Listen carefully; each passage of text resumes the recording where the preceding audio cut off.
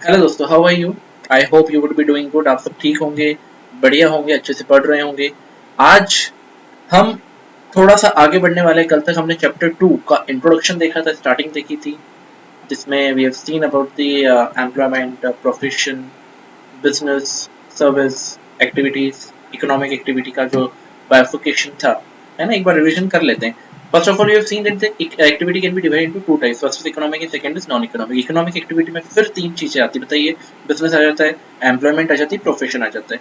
Business, employment और profession में से फिर बिजनेस को बाहर निकालो। बिजनेस में फिर थोड़ी बहुत चीजें आती है। पहला आता है मैन्युफैक्चरिंग, दूसरा आता है मैन्युफैक्चरिंग के बाद ट्रेडिंग आ जाते हैं और सर्विस आ जाता है, राइट। ट्रेडिंग और मैन्युफैक्चरिंग सिमिलर लगती है, पर मैंने आपको डिफरेंस बताया था। उसके बाद सर्विस भी बिजनेस में आती है, जैसे ओला कैब्स वगैरह, ये सब सर्विसेज है, ये हमने देखा था। उसके बाद फिर हमने देखा था कि बिजनेस की कैरेक्टरिस्टिक क्या है, राइट। कैरेक्टरिस्टिक में भी बहुत सारी बेसिक कैरेक्टरिस्टिक आपको पता ही है कि सर प्रॉफिट अर्निंग के लिए होता है, रेगुलर बेसिस पे होता है, राइट। ट्रेडिंग हो सकती है, सब हो सकती है, हम उसमें कल देख लिया था। आज हम स्टार्ट करने जा रहे हैं, that is the form of business organisation, right. And this is some of the topic which is relevant to your 11th business studies. Yes, तो ये जो टॉपिक है वो एज इट इज 11th के बिजनेस स्टडीज में भी काम आने वाला है। या फिर मैं ये याद दिला दूं आपको कि जो 11th में आपने बिजनेस स्टडीज पढ़ा था वो एज इट इज यहाँ पर है।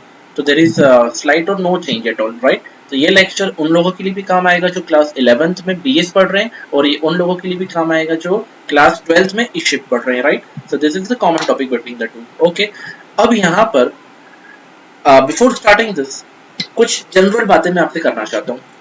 मुझे आप बताइए, whenever you are going into the market, you may see or you may have heard that the business may be in the form of company. कोई बोलता है ये तो कंपनी है, कोई बोलता है ये फर्म है, कोई बोलता है ये पार्टनरशिप है, कोई बोलता है गवर्नमेंट कंपनी है, कोई बोलता है पब्लिक कंपनी, कोई बोलता है प्राइवेट कंपनी है। ये सारी चीजें आपने सुनी हुई है, राइट। मतलब कहीं ना कहीं heard in your life that there may be a company. एक कंपनी भी होती है बिजनेस के फॉर्म में, एक फर्म भी होती है, पार्टनरशिप भी होती है, इवन सोल प्रोप्राइटरशिप भी होती है ना। तो ये सब चीजें क्या है, डिपार्टमेंटल अंडरटेकिंग, ये सब चीजें क्या है। बेटा मैं आपको एक बात बता दूं, इंडिया में या फिर all over the world business start करने के लिए आपको एक एंटिटी क्रिएट करनी पड़ती है। क्या क्रिएट करनी पड़ती है? एंटिटी क्रिएट करनी पड़ती है। सर ये एंटिटी होती क्या है? ये एक एंटिटी बेटा वैसी ही होती है जैसे एक बिजनेस का नाम होता है। क्या आपने देखा है अगर कोई बिजनेस कर रहा है तो सभी बिजनेस का नाम उसके ऑनर से के साथ सेम होता है? सर एग्जांपल देखिए बच्चों, जैसे रिलायंस है, तो रिलायंस में आप देखते हैं कि रिलायंस कंपनी और मुकेश अंबानी का नाम देखो कितना वेरिएशन में है। यानी we know that the Mukesh Ambani is the chairman of Reliance group, but भी ऐसा नहीं बोला जा सकता कि मुकेश अंबानी ही रिलायंस है या रिलायंस ही मुकेश अंबानी। नहीं, दोनों की एक सेपरेट एग्जिस्टेंस है, दोनों का एक सेपरेट स्टेटस है, राइट। जब आप शेयर परचेज करते हो तो आप रिलायंस के शेयर परचेज कर सकते हो, पर आप मुकेश अंबानी के शेयर परचेज नहीं कर सकते। क्यों सर? क्योंकि शेयर तो कंपनी के होते हैं। हाँ, तो इसी तरीके से जैसे मुकेश अंबानी ने एक कंपनी बनाई है, कौन सी? रिलायंस। और वो रिलायंस कंपनी के को बेस बना के, यानी कंपनी के जरिए, कंपनी के थ्रू वो एक बिजनेस कर रहे हैं। इसी तरीके से whenever a person has to do a business, he can do a business from various options available, or through the various options available to him. हाँ, आपको अगर बिजनेस करना है तो आप किसी भी इन ऑप्शंस में जाकर के बिजनेस चालू कर सकते हो, पर यह है कि उसकी कुछ कंडीशंस होती है। अगर वो रिक्वायरमेंट फुलफिल कर सकते हो तो वो बिजनेस आप स्टार्ट कर सकते हो। जैसे कि अ single person can start a business, it is called sole proprietorship. The two or more person by coming together, they can also start a business, that is called partnership. Even if you want, you can join other person also in your business, that is called company, to for the purpose of investing the money. If you want, you can start a business for the welfare of the society, or for the welfare of the member. जो business के member होते हैं उनके सिर्फ welfare करने के लिए आप बिजनेस स्टार्ट कर सकते हो, उसको हम बोलते हैं कोऑपरेटिव सोसाइटी, राइट। इसी तरीके से ऐसे बहुत सारे टाइप्स होते हैं जो हम यहाँ पर पढ़ने वाले हैं, राइट। सबसे पहले मैं आता हूँ सोल प्रोप्राइटरशिप पर। ओके, देखिए आप,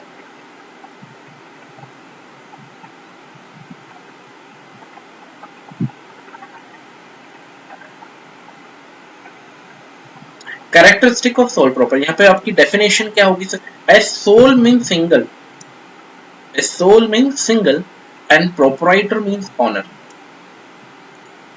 it is very clear from here, sole proprietor is a form of business organisation. अगर आपको बिजनेस स्टार्ट करना है तो उसमें एक फॉर्म जो है वो सोल प्रोप्राइटर है।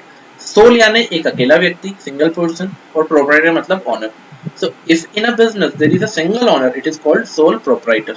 बेटा ये वही शॉप्स है जिसके पास आप रोज किराना ग्रोसरी सामान लेने जाते हो, राइट। ये वही मेडिकल स्टोर है जहाँ पर आप देखते हो कि वन ऑनर है, वहाँ पे बाकी सारे इसके एम्प्लॉइज हैं, राइट। ये वही शॉप्स हैं जो आपने एक छोटे लेवल पर देखी होगी जिसमें ज्यादा इन्वेस्टमेंट भी नहीं चाहिए होता है, neither they needs a very good management techniques, a single person can even handle the business, this is the sole proprietor. Okay sir, इनमें से आपने इतने सारे ऑर्गेनाइजेशन बता दिए, कौन सा अच्छा होता है बेटा? ये क्वेश्चन हमेशा मेरे पास आता है, सर अच्छा कौन सा है?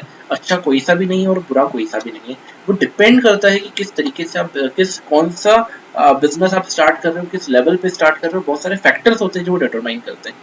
अगर छोटा बिजनेस है जिसमें ज्यादा स्किल्स नहीं चाहिए, जिसमें ज्यादा लोग नहीं चाहिए, जिसमें ज्यादा मैनेजमेंट की रिक्वायरमेंट नहीं है, तो उसमें फिर सोल प्रोप्राइटरशिप भी अच्छा रहता है, इवन बहुत अच्छा रहता है, क्योंकि उसमें आपके पास किसी भी तरीके का इंटरफेरेंस नहीं होगा, राइट। तो ऐसी बहुत सारी बातें बेटा मैं यहाँ पे आपके साथ करूंगा, क्योंकि बहुत सारी ऐसी लीगल टर्मिनोलॉजीज होगी जो आपको शायद पता नहीं है, राइट। तो वो हम यहाँ पर समझेंगे, है ना। पहले आप सबसे सिंपल आप देखिए बेटा, ऐसा बिजनेस जिसमें सिंगल ऑनर है उसको हम क्या बोलते हैं? Sole proprietorship. See there is a individual ownership means it is owned by a single person, उसका ऑनर जो होता है वो एक अकेला व्यक्ति होता है। सबसे सिंपल चीज इसमें बताइए। आगे देखो, इंडिविजुअल मैनेजमेंट एंड कंट्रोल, पूरा का पूरा मैनेजमेंट और कंट्रोल कौन करेगा? वो पर्टिकुलर पर्सन करेगा जो उसका ऑनर है। See what is to be done, क्या करना है, how it is to be done, कैसे करना है और कब करना है, क्या करना है, कैसे करना है और कब करना है, ये सारे के सारे डिसीजन जो होते हैं वो कौन लेता है? सिंगल ऑनर लेता है। सर बिजनेस ओपन करने का टाइम क्या है वो भी डिसाइड करेगा, क्या परचेज करना है, कब परचेज करना है, कैसे परचेज करना है, क्या कब कैसे सेल करना है, सर जितने भी डिसीजंस होते हैं वो सारे के सारे डिसीजंस जो होते हैं, द सोल प्रोप्राइटर और the single owner has to take all the decision, means all the management and control is in the hand of a single person, right. Okay, individual financing. See बेटा whenever you have when you are starting a business, देखिए ज्यादा लोगों की जरूरत business में क्यों पड़ती है? उसमें से एक फैक्टर है सर, बिजनेस में ज्यादा पैसा लगाना रहता है।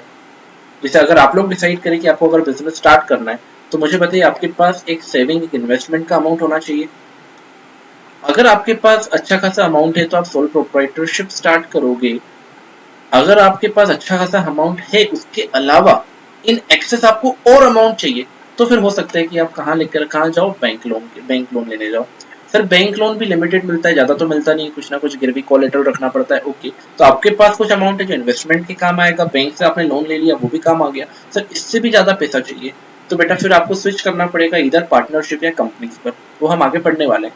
पर यहाँ पर जो पूरा फाइनेंस होता है, अगर आप सोल प्रोप्राइटरशिप है, तो सोल प्रोप्राइटरशिप में पूरा का पूरा फाइनेंसिंग किसको करना पड़ेगा सर? उस प्रोप्राइटर को ही करना पड़ेगा। जितना भी पैसा बिजनेस में लग रहा है वो प्रोप्राइटर खुद लगाएगा। सर अगर पैसों की ज्यादा जरूरत पड़ी तो he can even go to the bank and he can borrow the loan, right, for the business. This is the point which should be taken care of. ये बहुत इंपॉर्टेंट पॉइंट है, प्लीज यहाँ देखो सब जने, देखो यहाँ पे, नो सेपरेट लीगल एंटिटी, इस बिजनेस की कोई सेपरेट लीगल एंटिटी नहीं होती है। इससे बेटा मैं आपको रिलेट करना चाह रहा हूँ कंपनी से। देखिए आपने किसी कंपनी के शेयर खरीदे, इसी तरीके से मैंने भी एक कंपनी के उसी के शेयर खरीदे, मान लो रिलायंस, आपने भी शेयर खरीदे, मैंने भी खरीदे, और एक मिस्टर ए है। कौन है वो? Mister A. मिस्टर ए ने भी रिलायंस कंपनी के शेयर खरीदे।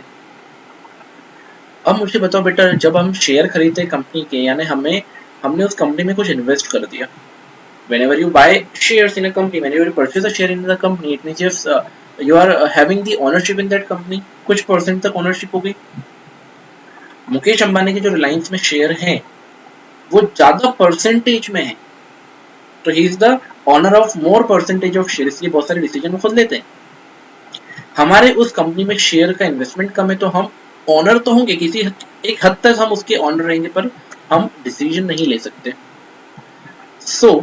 जब आप कंपनी के शेयर लेते हो, आप उसमें पैसा इन्वेस्ट करते हो, आपको उसका प्रॉफिट का जो अमाउंट होगा वो रिटर्न अपने शेयर पर मिल जाएगा। जैसे आपने 1% शेयर खरीदे तो 1% प्रॉफिट में हिस्सेदारी आपकी होगी। पर मुझे बताओ, मिस्टर ए ने अगर शेयर खरीदे हैं और बाय चांस मिस्टर ए की डेथ हो गई, सर कंपनी बंद हो जाएगी क्या? बिल्कुल नहीं होगी, कंपनी बंद नहीं होगी, कंपनी हमेशा चलती रहेगी। क्योंकि यही बात मैं आपको समझाने वाला हूँ। जो कंपनी है वो सेपरेट लीगल एंटिटी है। सेपरेट लीगल एंटिटी मीन्स जैसे हम लोग एक बिजनेस कर सकते हैं, हम एक सेपरेट पर्सन है, ऐसे ही कंपनी भी एक सेपरेट पर्सन होती है। लोग आए लोग जाए, शेयर खरीदे शेयर बेचे, ओनर्स चेंज होते रहे, ओनर्स जिंदा रहे या मर जाए, उससे कंपनी को कोई फर्क नहीं पड़ता है। कंपनी के बिजनेस करने के लिए कंपनी का एग्जिस्टेंस में होना ही जरूरी है, बस इसके अलावा कुछ जरूरी नहीं है। इस बात को मैं एक और तरीके से समझाता हूँ। अगर बेटा मान लो कंपनी ने कुछ फ्रॉड कर दिया, गुनाह कर दिया, तो जो केस होता है वो कंपनी के ऊपर होता है, सर ऑनर के ऊपर नहीं होगा, बिल्कुल नहीं। सपोज करो एक राम एंड सन्स करके एक शॉप है, उसके ऑनर मिस्टर राम है। बाय चांस अगर उनसे कोई गलती हो जाती है बिजनेस करने में, सर्विस देने में, ट्रेडिंग करने में, सामान बेचने में, और वो एक्सपायर्ड गुड्स बेच देता है, अब जिसको गुड्स बेचे हैं एक्सपायर्ड, वो क्लेम करेगा, उसके ऊपर फाइल करेगा सूट, केस कर देगा। यहाँ पर बताइए पेनल्टी किसको लगेगी? ऑफ कोर्स किसको लगेगी? मिस्टर राम। पर अगर आपने कंपनी के शेयर खरीदे हैं और कंपनी के ऊपर कोई केस करता है, तो वो केस कंपनी के ऊपर ही होगा, वो आपके ऊपर नहीं आएगा। सर क्या पुलिस हमें हमारे घर से पकड़ के नहीं लेके जा सकती? बिल्कुल नहीं। जब तक ये प्रूफ नहीं होता कि आप एक्टिवली उसमें इन्वॉल्व थे, आपके ऊपर कुछ भी केस नहीं होगा, वो केस कंपनी के ऊपर होगा। सर कंपनी पे पेनल्टी लगाई जा सकती है? बिल्कुल लगाई जा सकती है। क्या कंपनी को सर सजा दी जा सकती है? बिल्कुल दी जा सकती है। हाँ, उसको जेल में नहीं डाला जा सकता, पर कंपनी के ऊपर पेनलाइज्ड प्रोविजंस लगाए जा सकते हैं। इट मीन्स कि कानून की नजर में लॉ की अकॉर्डिंग बिजनेस, कंपनी और कंपनी का ऑनर ये दोनों अलग अलग होते हैं। यानी कंपनी का एक सेपरेट लीगल एग्जिस्टेंस होता है, कंपनी अगर कोई भी फ्रॉड करती है तो कंपनी के ऊपर केस होगा। कंपनी के ऑनर, जैसे मिस्टर ए डेथ हो गई, मिस्टर ए ने कुछ गुनाह कर दिया, आपने या मैंने जिसने शेयर खरीद रखे, उसके ऊपर अभी कुछ एक्शन लिया नहीं जाएगा जब तक ये प्रूफ नहीं होता कि वो उसमें एक्टिवली इन्वॉल्व थे, right. So company has a separate legal entity. It means sorry proprietor की कोई सेपरेट लीगल एंटिटी नहीं होती, कंपनी की होती है पर प्रोपराइटर की भी सेपरेट लीगल एंटिटी नहीं होती है ना। मिस्टर राम का मैंने एग्जांपल लिया था। The proprietor and proprietorship are one and the same business and owner exist together, thus with the owner's death business to dies, right। इसमें मैंने आपको दो चीजें बता दी। जैसे ही सोल प्रोपराइटरशिप में प्रोपराइटर की डेथ होती है, ओनर की डेथ होती है, तो बिजनेस की भी डेथ हो जाएगी, यानी बिजनेस को कोई कंटिन्यू करने वाला नहीं होगा। बहुत से बच्चों से क्वेश्चंस आते हैं, सर अगर उसका कोई लीगल हेयर है, उसका कोई बेटा है, बेटी है, वो अगर बिजनेस कैरी आउट कर सकता है, तो ऑफकोर्स वो बिजनेस को कैरी आउट करेंगे। पर अगर मान लो कि उसका बेटा बेटी या कोई नहीं होता, वो अकेला ही इंसान होता, तो फिर बिजनेस का क्या होता? फिर तो बिजनेस बंद होना ही था। तो सर ये कंडीशनल है, ऑफ कोर्स ये कंडीशनल है, क्योंकि बेटा वैसे तो देखा जाए बिजनेस कैरी आउट नहीं हो सकता, बिकॉज कोई उसको चलाने वाला नहीं होगा, वो अकेला ही ऑनर था। हाँ, ट्रांसफर हो जाए वो according to Indian law possible है, पर अगर उसके बेटे ने चलाने से मना करें, कुछ ऐसी सिचुएशन आती है, तो वहां पर फिर बिजनेस का एंड होना तय है। पर कंपनी में ऐसा नहीं होगा। कंपनी में जो कंपनी है वो चलती रहेगी, कंपनी इसलिए चलती रहेगी क्योंकि कंपनी का एग्जिस्टेंस अलग है। कंपनी में किसी ऑनर की, किसी शेयर होल्डर की डेथ हो जाने से कंपनी पे रुकावट नहीं आती, कंपनी चलती रहती है। फिर आप आ जाइए अनलिमिटेड लाइबिलिटी। सी बेटा here most of the points are like this, जो मुझे कंपेयर करके ही बताना पड़ेगा, ऐसे आप समझोगे नहीं। मुझे अनलिमिटेड लाइबिलिटी समझाने के लिए लिमिटेड लाइबिलिटी भी आपको समझाना पड़ेगा पहले से ही। ओके, तो जहां पर बहुत ज्यादा डिफरेंस है, जैसे प्रोप्राइटरशिप एंड कंपनी में डिफरेंस है, तो मैं इन दोनों के एग्जांपल से आपको समझा पाऊंगा। ओके, तो please come to fifth point, unlimited liability. The liability in case of sole proprietorship is unlimited. It means that जब भी आप गुड्स सर्विस वगैरह में डील कर रहे हैं, आपने बैंक से लोन लिया हुआ है, आपके क्रेडिटर से आपने उनसे सामान उधारी पे खरीदा हुआ है, if you fail to pay them back, either you fail to pay back the loan, either you fail to pay back your creditors, then they can claim on you, they can ask you to pay the debt। Sir वैसे भी मैं ही तो दूंगा। नहीं, आप समझो बेटा, आपकी शॉप में सारी चीजें खत्म हो चुकी है, आपकी शॉप के सारे एसेट्स खत्म हो चुके हैं, आपके सारे के सारे गुड्स सब खाली हो चुके हैं। सर शॉप पे है क्या? फिर कुछ भी नहीं बचा, सब चला गया। अब जो क्रेडिटर है या बैंक वाले हैं, वो आपके घर का सामान उठा के लेके जाएंगे, आप मना नहीं कर सकते। सर क्या बात करो, बिजनेस के लिए लोन लिया था, बिजनेस तो रहा ही नहीं, बिजनेस तो पूरा खत्म हो गया, बर्बाद हो गया। फिर भी अगर उन्हें कुछ आपसे लेना है, तो आपके घर पर आकर के आपके सारे सामान को ले जा सकते हैं और अपने पैसे रिकवर कर सकते हैं। तभी यहाँ बोला गया ये अनलिमिटेड लाइबिलिटी। अनलिमिटेड मतलब जब बिजनेस में आप सोल प्रोप्राइटरशिप में एंगेज थे, तो सोल प्रोप्राइटरशिप के टाइम पर जितने भी बिजनेस एक्टिविटीज आप करते हैं, तो ये मान लिया जाता है कि वो आपने ही करी, आपका बिजनेस अलग है, ऐसा नहीं माना जाता है। तो आपके बिजनेस में अगर असेट्स खत्म हो जाएंगे, तो आपके पर्सनल असेट्स भी लेके जा सकते हैं। सर कंपनी में क्या होगा? कंपनी में उल्टा होता है। क्या होता है? Suppose company is engaged in a particular activity. Company has borrowed the fund from the bank. Company has certain creditors. Ultimately, company becomes insolvent. Insolvent यानी कंपनी का दिवालिया निकल गया, कंपनी बंद हो गई, सारे एसेट्स चले गए. अब क्या होगा सर? तो कंपनी के जो ऑनर्स है, जो शेयर होल्डर है, उनके घर पे जाकर के पैसे ले सकते हैं? बिल्कुल नहीं. आप उनके घर पे जाकर के उनके एसेट्स पर कुछ भी नहीं कर सकते, क्योंकि उनका जो लायबिलिटी थी वो लिमिटेड थी. सपोज मैंने अगर किसी कंपनी के 100 शेयर लिए और एक शेयर जो था वो 10 रुपए का था, तो my total investment to the company was 1000 rupees. तो मेरा जो पैसा डूबेगा वो 1000 तक ही डूबेगा, 10 इंटू 100. इससे ज्यादा मेरा पैसा नहीं डूबेगा. क्यों सर? क्योंकि मेरी जो लाइबिलिटी होती है, कंपनी के ऑनर्स की जो लाइबिलिटी होती है, वो लिमिटेड होती है, limited to only to the extent the amount invested into the business. वो आपके घर पे आके पैसे नहीं लेके जा सकते. पर सर एज्यूम करो आपने अगर शेयर्स लिए और शेयर्स के पूरे पैसे नहीं दिए अभी कंपनी को. हाँ, तो जिस हद तक आपने पैसे नहीं दिए हैं उतने पैसे आपसे ले जा सकते हैं. जैसे मान लो अगर आपने 100 शेयर लिए, एक शेयर 10 रुपए का है, टोटल 1000 रुपीज होते हैं, पर आपने एक शेयर पे 8 रुपए दिए. सर 2 रुपए देना बाकी एक शेयर पे. हाँ, तो 2 इंटू 100 यानी 200 रुपए तक कंपनी आपसे वसूल कर सकती है, उस हद तक आपसे पैसे ले सकती है, right? So your liability is only limited up to the amount of share or up to the amount of money you have invested into the business. उससे ज़्यादा आपसे कोई मांगेगा नहीं, right? So this is the unlimited liability in case of proprietorship. The proprietor is liable, responsible for all losses arising from business. In case the business assets are insufficient, in case business assets are insufficient to pay off liability, ये बहुत important है, please ध्यान रखना बेटा. His her personal property can be called upon to pay his business debts. His personal property can be called upon to pay business debts. His personal property can be called upon to pay business debts. ये सबसे important line है, right? तो ये आपको ध्यान में लेनी चाहिए कि अगर लाइबिलिटी अनलिमिटेड है तो पर्सनल एसेट्स भी बेचे जा सकते हैं. Very good. उसके बाद he is the only person, he is the person who is sole beneficiary. He is the person who is sole beneficiary. Sole beneficiary of profit मतलब सारा का सारा प्रॉफिट इसको होगा, इसको किसी के साथ डिस्ट्रीब्यूट करने की जरूरत नहीं है. सर अगर लॉस हो गया तो वो भी पूरा का पूरा इसको ही लेना पड़ेगा, यानी लॉस भी ये डिवाइड नहीं कर सकता, right? Easy formation and closure. बेटा देखो, बहुत सारे ऑर्गेनाइजेशन को बनाने में बहुत प्रॉब्लम होती है. जैसे कि कंपनीज को बनाने के लिए बहुत सारे लीगल फॉर्मेलिटीज करनी पड़ती है, कोऑपरेटिव सोसाइटी के लिए भी करनी पड़ती है, सारे जितने बिजनेस पार्टनरशिप फर्म है उसके लिए भी थोड़ी सी फॉर्मेलिटीज की जरूरत होती है. पर सोल प्रोप्राइटरशिप के लिए कोई ज्यादा फॉर्मेलिटीज नहीं होती. Means if you want to start a business, being a single owner, being a sole proprietor, it is very easy for you to start the business. Why sir? क्योंकि इसमें legal formalities इतनी नहीं होती है. Limited area of operation.